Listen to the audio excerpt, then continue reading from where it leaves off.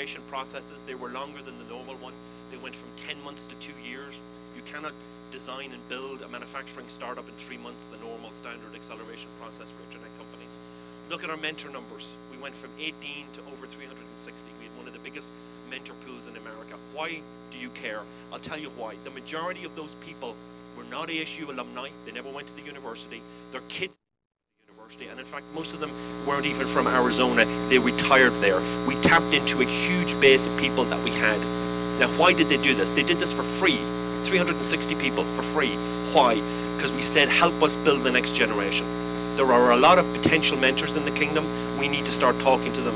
When they get comfortable, they start getting involved in the companies, and they're much more likely to fund the technologies when they understand the technologies from having worked with the entrepreneurs. We built a series of facilities. The top left-hand corner is my personal private favorite. We call it the Alexandria Network. It was named after the great library at Alexandria in Egypt. I read a book in it, and I realized that not only was it the first real museum, library, and indeed university, but it was really the world's first co-working space. People went there to work together. That's what co-working spaces are all about. So we named it after that. And what we did was we went to the libraries who had a lot of extra space because they were digitizing, and we turned their empty spaces into acceleration co-working spaces. We delivered training into them. We delivered our mentors into them. And there were 6 of those when I left Arizona. Huge success. We also got involved with Tech Shop in terms of prototyping. They took over half of one of our buildings, so there was a full range of rapid prototyping facilities available. And then we also got involved with what we called ELMS, the entrepreneurial light manufacturing space, with a family that had bought a factory and converted it into a manufacturing incubator. And we took a large part of that facility for our student-led startups. In terms of patents not being used, in terms of collaboration, we persuaded the other universities in the state and several of the large private hospitals, including Mayo Clinic, to get involved in a methodology we had created for scanning all unused, untapped intellectual property and turning those into ideas that could then have external teams built around it. And it was so successful that the US Department of Defense is actually rolling it out among the US federal labs at the moment in the US. Did it work? Well, we won a bunch of prizes, which was nice, from the UEDA and SSTI for Furnace and for Alexandria. We were listed 2 years in a row in the top 10 university incubators in the US based on the UBI index. But more importantly, the top right-hand corner, our startups' survival rate went through the roof. They started raising money despite the bad environment that they were in. They started creating jobs. They started shipping product, which is the end game for all of us, really. So yes, it did succeed. Despite all of the issues that we had within the state of Arizona, we still managed to create our own unique ecosystem. We can do the same here. There's no doubt about it. Even in the 8 months I've been here, I can see it. I can see it in KAUST. I can see it in the technology. I can see it in the kids. I know there's a huge amount of interest in social enterprise. We're building mentor pools. I'll talk about this in a lot more detail tomorrow. We also know that there's a lot of underutilized assets in the kingdom, and we think that we can probably tap into that as well. So what is next for us in Saudi Arabia? Well, there's a range of things. We need to collaborate more. We need to make sure that we share the talent, particularly with these mentor pools. We need to make sure that we're working with the corporate sector and indeed the government sector and the non-profit sector. We need to make it a lot easier to set up a company. A lot of our co-founders are not from the kingdom, so we have teams that are Saudi and non-national. We need to speed up that process, and we are working with SAGI and other people to do that at the moment. The funding system definitely needs to be improved. More importantly, I think we need to celebrate success. We need to create icons. I'm going to finish with this analogy. When I did my first startup in Ireland in 1998 in Dublin, if you were an entrepreneur in Ireland, people would say you're unemployed or you're doing something illegal. There was no culture at all in the mid-90s in Ireland. Over the last 15 years, Dublin has become one of the top startup cities in Europe. You'll have seen that in some of the numbers that were shown this morning by some of my colleagues, that Ireland appeared quite high up for a country that has a population of 4 million people that was dominated by a foreign power for 800 years. Okay, we have done a lot in 15 years. So much so that Bono from U2 is now a venture capitalist. Okay, we have turned entrepreneurs into rock stars, and that took us 15 years, but it can be done, and we had no history of this at all in Ireland back in the 90s. So things have changed, things will change. It happens when government and universities and startup organizations and entrepreneurs work together and collaboratively, and I believe that already the kingdom has come a long way, but there's still quite a bit of work to do. Thank you.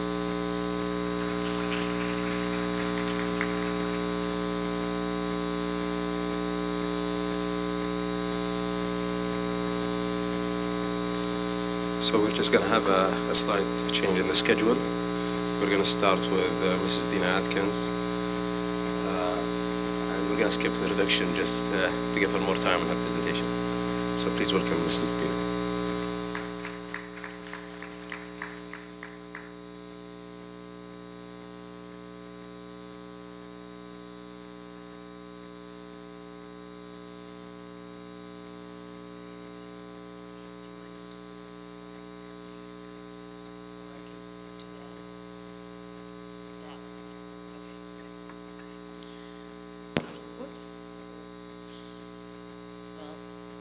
Can you hear me?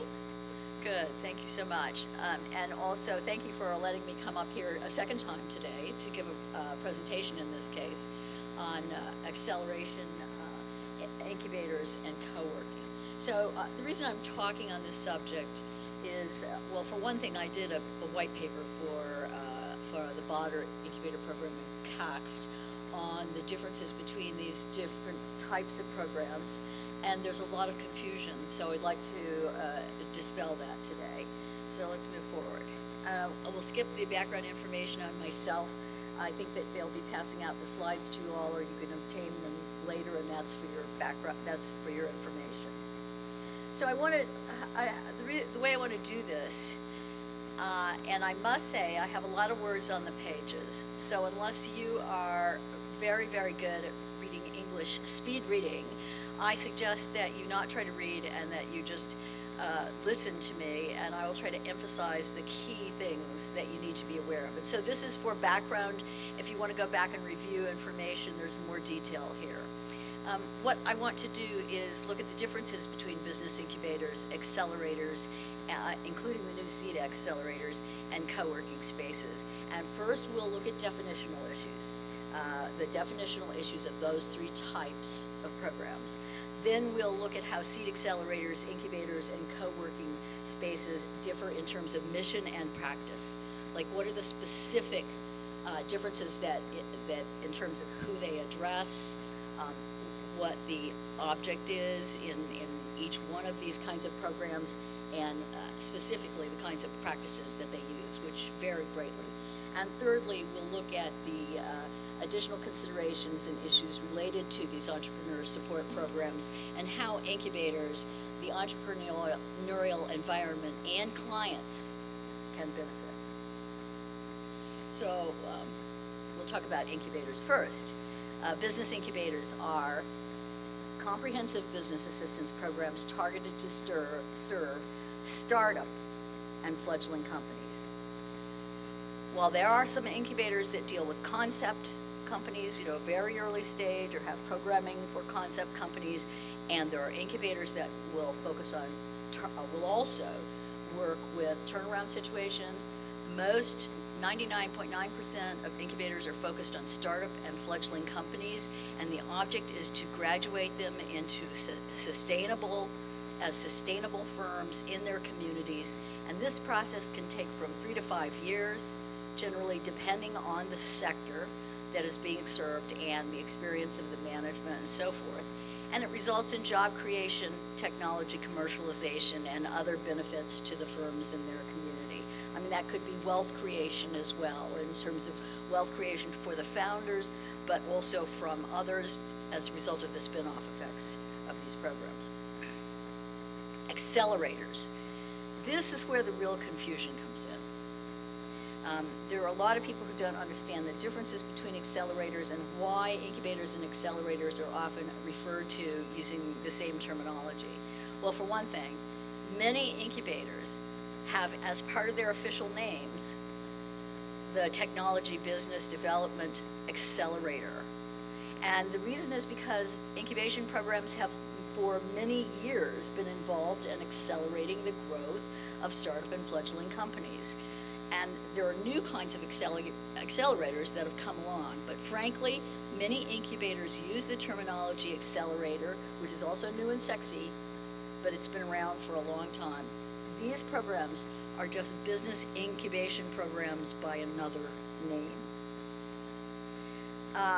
There are also business support programs focused on firms that have grown past the startup stages, that have sales and are sustainable, but are looking for assistance to grow to scale. I think this is a technique, a focus that is also called economic gardening in the United States. I don't know if you're familiar with the term, but the idea is to grow to scale. You know, you have companies in your community that have, you know, $10 million in sales, but with the right attention and the right support, they could grow to be $100 million and create many more jobs and so forth. Now, what I'm going to focus on today in my very brief presentation is not any of these, it's seed accelerators. Seed accelerators provide seed funding, seed stage funding, and short-term assistance. That's 90 days, approximately, sometimes 6 months, but short-term assistance. And these seed accelerators are operated by investors and are primarily focused on web-based, digital, software, gaming, mobile apps firms, the kinds of companies that can develop with low overhead and low infrastructure and don't need a lot of front-end investment. In other words, not biotechnology, nanotechnology, science-based firms and so forth. Co-working space. This is really the easiest to understand. These are rental spaces where independent contractors, freelancers, startup and older small firms work. Co-workers in this sense they are not employees of the same firm, but independent individuals or groups who share space, community, and some minimal but useful services, which could include equipment, conference rooms, that sort of thing. Okay. In terms of history, what I might do is I might reverse the order of these slides. In terms of history, the first of these programs was developed in business incubation in 1959 in the United States. That was a very early prototype. Most incubator development occurred. It began growing really quickly in the 1980s, the mid-1980s, and then has grown very quickly since that time, not only in the U.S., but overseas. And in Saudi Arabia, the progression has been just explosive, really, during the last 5 or 6 years. So these, as we know, these firms target startup and fledgling companies, the programs do, and they provide, okay, these are the main things: co-location of the young firms in flexible, low-cost space, including office, R&D, production space as appropriate, training and networking opportunities, a comprehensive business assistance program. This can include help with growing the management team, accessing financing and other tools, the use of training, lean startup technologies, business model canvas, growth wheel, and all the other tools that are designed to assist entrepreneurs. Access to experienced entrepreneurs, mentors, and technical experts, and assistance in moving to their own space once they have graduated as sustainable businesses from the incubator. This modality or type of program that has been around all this time, but mostly since the 1980s, has been adapted widely to serve rural and urban companies, different types of entrepreneurs like minorities and women, and science-based firms, biotech, medical technology, nanotechnology, and so forth, investable businesses, and traditional firms that may not be investable. Seed accelerators are relatively recent, initiated by Paul Graham, who started Y Combinator in 2005. There are now hundreds of models. Techstars is one of the largest and best known. It has a growing network of independent programs and their own branded and organized sites. In return from 7 to 10% equity on average, they provide 90-day boot camps that are immersion courses in validating customers and products. So over a very short period of time, you get right down to the point of you validate the idea, the concept of your business, and you validate the market, you validate your customers, and you get mentored by experienced entrepreneurs. You usually go to the location where the Seed Accelerator program is operating, maybe Denver, for example, maybe Atlanta or Austin, Texas, and you are in this program for 90 days where you are constantly mentored. And these types of programs are, as I said, primarily focused on mobile apps and the kinds of companies that can be developed without a lot of front-end investment. It's not appropriate for something like biotechnology. And I should say that while the average investment is $18,000 to $25,000 US per investee, Techstars invests $118,000 per company. Y Combinator invests $120,000 per company. They both have a lot of real deep pockets, investors that are backing their programs, and they have proven their worth in terms of valuations and so forth. I think Y Combinator's companies right now are valued at about $30 billion. So they've been very successful in attracting additional funds beyond the small seed investments that are normally the case. Other examples in the U.S. are companies like Jumpstart, Foundry, DreamIt Ventures. I know you have other names that you're aware of. Okay, co-working spaces. It initiated really at the same time in the U.S. as seed accelerators. Co-working spaces have grown very rapidly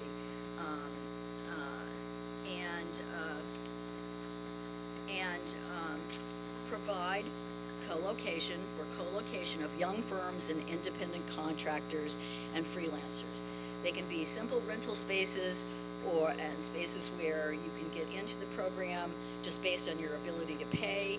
They can be a little bit more sophisticated and devoted to developing community inside the facility, as well as sharing business services, so that the freelancers and the startup companies, the founders, have more opportunities for collaborations.